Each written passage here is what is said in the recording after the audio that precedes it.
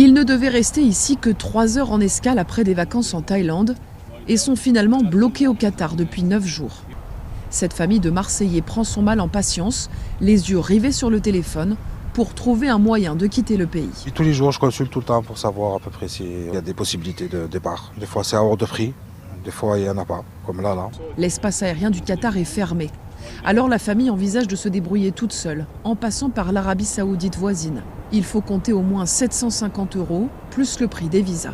Je me suis renseigné sur le taxi jusqu'à la frontière et de la frontière jusqu'à Riyad. Mes enfants ils ratent trop d'écoles. S'il n'y a pas d'issue, je pense choisir cette option.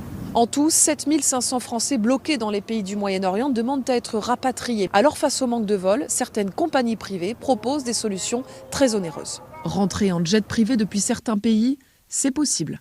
Nous nous faisons passer pour des touristes. Il n'y a pas encore eu de demande au départ du Qatar, mais en tout cas au départ de Oman et de Dubaï, on avait des tarifs entre 10 000 et 20 000 € Par personne. par personne. Les avions nous coûtent entre 130 et 200 000 €. Des coûts exorbitants que peu de personnes peuvent se permettre. Il est de plus conseillé de ne pas quitter le pays par soi-même. Aussi longtemps que de nouvelles options ne seront pas disponibles, nous recommandons aux Français de rester en sécurité dans les hôtels. En plus des résidents, il reste 2300 Français de passage à Doha.